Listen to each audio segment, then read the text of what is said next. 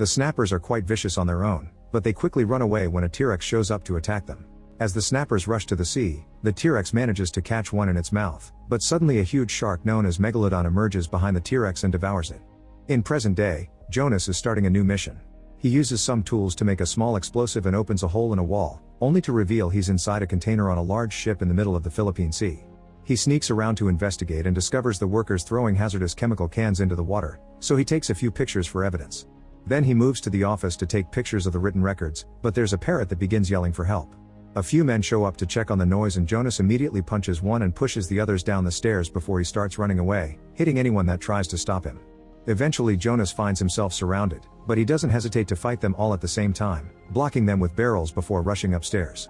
Another guy tries to catch him and Jonas kicks him off, but then he keeps running and at the edge, more men soon surround him again, so Jonas just jumps into the ocean.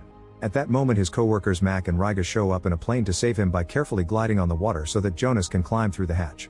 Meanwhile in the Oceanic Institute Hainan in China, Jiu Ming and Hillary are trying out their latest invention, a special suit that gives them superhuman strength and resistance.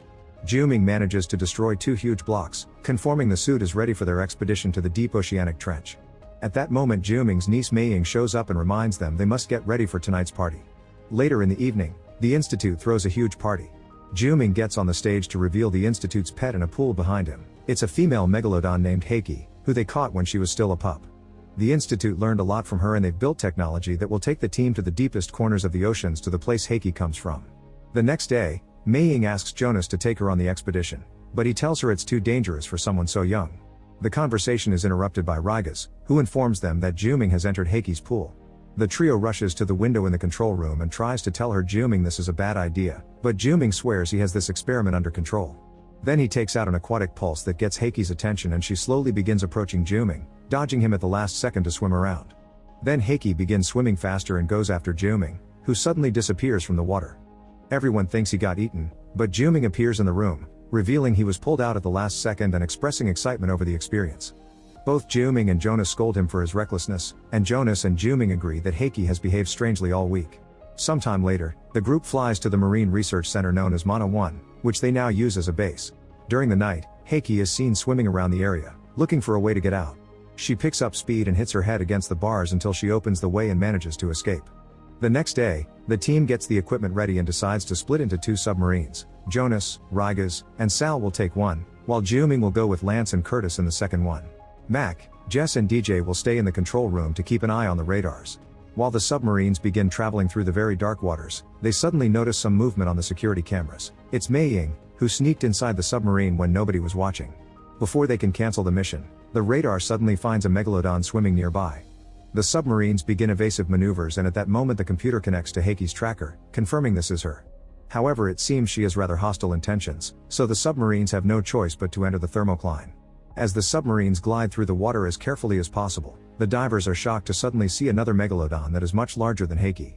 Jiu Ming announces they're changing direction to follow the Megs for research, ignoring everyone's protests and reminders that this is uncharted territory. The submarines move deeper into the unknown, finding a beautiful area full of vegetation. At that moment they look up and find a third megalodon. They also see Heiki and the Megs move closer. The divers realize that the creatures are reproducing, which explains Heiki's behavior last week. She's been in heat. At that moment, the scanners detect a wrecked underwater station with advanced technology. They also find a submarine above them. In that submarine is Montes, the leader of an illegal mining operation. His workers are in the process of setting up some explosives to get some heavy minerals, but when Montes detects the 2 submarines coming closer, he decides to save himself by going away as he blows up the explosives, killing his men in the process. Montes gets to escape, but the team's submarines are shaken by the explosion. They try to move fast but fail to get away, then a rockslide falls on top of them and damages both submarines until they lose their connection with the control room and each other. In the control room, Mac orders Jess to prepare the rescue ship. However, she discovers the ship has been sabotaged, meaning there's a traitor in the crew. At that moment, Sal manages to fix the comms and Jonas gets to talk to Mac, who explains they can't send anyone to save them. Jonas decides they'll put on the special suits and walk to the base they saw earlier, but they'll have to be quick because the suits only have oxygen for 2 hours. Once everyone is suited up, they leave the submarine and begin walking through the trench. Suddenly Jonas notices a presence nearby, but it's just Jiu Ming and the others, who had the same idea. The area is beautiful and glows thanks to special plants, but when Lance tries to get a closer look, a squid jumps up and attacks him, attaching itself to his helmet.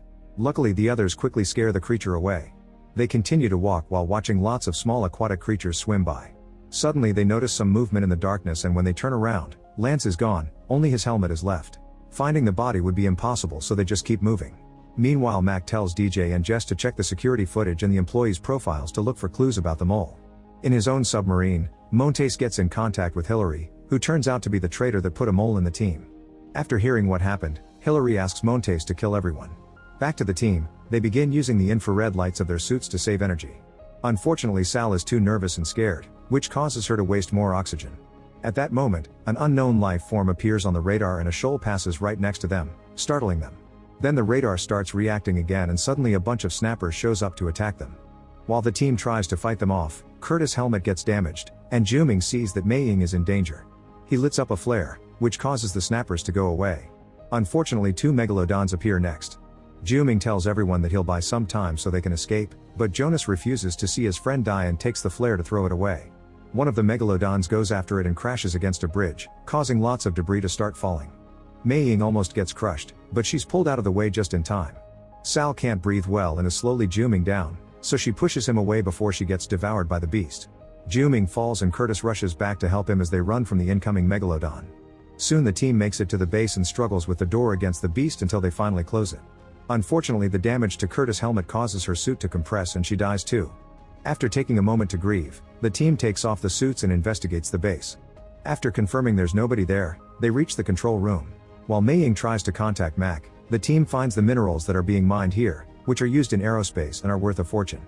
At that moment, Mei Ying makes contact with Jess, who tells them that at the other end of the base there are 2 emergency pods they can use to escape. The team begins making their way there, and on a corridor, Juming is shocked to find the miners use the suits he designed, meaning someone has been stealing intel from them. After crossing an electric door, the team finally finds the pods, but when they try to activate them, the door closes behind them.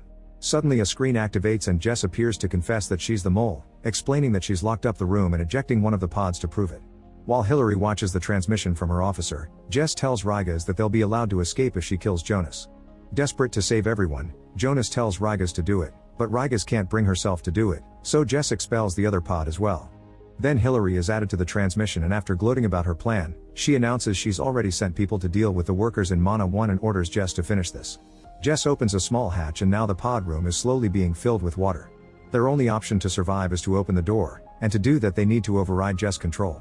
Jonas volunteers to go through the airlock and return to the sea in order to gain access to the comm link, only to come across a megalodon.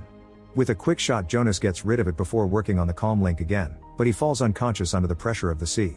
When Jonas wakes up, he discovers he was saved by Montes, who wants to kill him with his own hands as revenge because many years ago Jonas sent him to prison. While the team is starting to drown, Montes and Jonas begin fighting, using any tool they can find around them.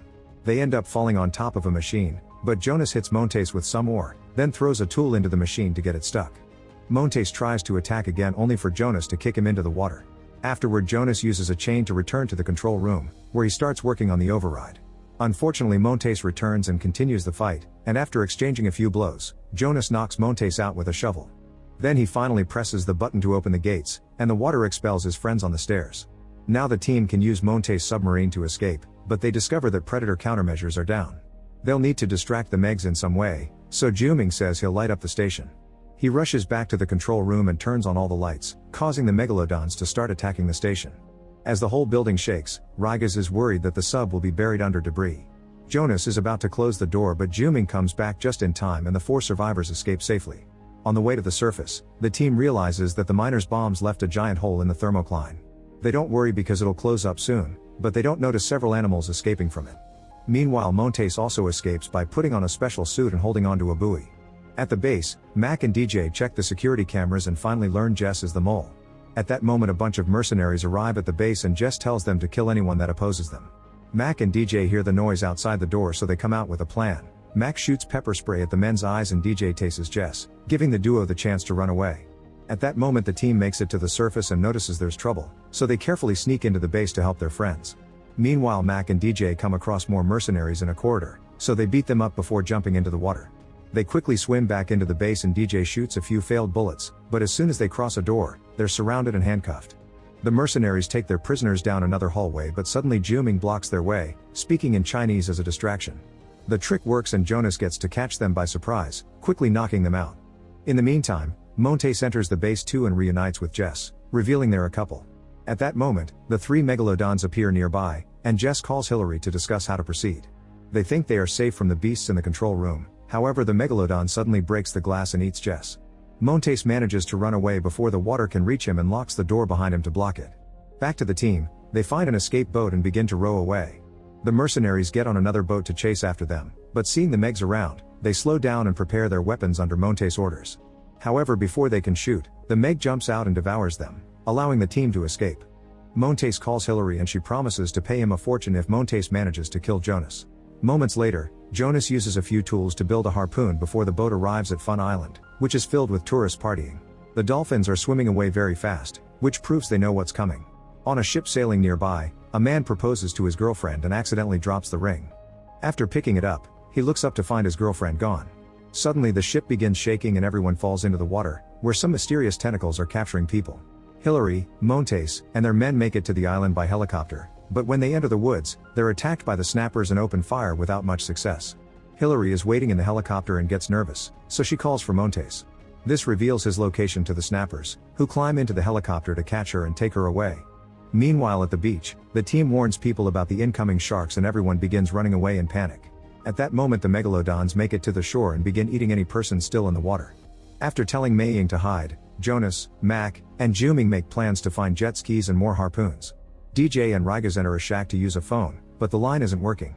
At that moment they notice the snappers feeding on the mercenaries, so they must hide and use a mirror to keep an eye on them.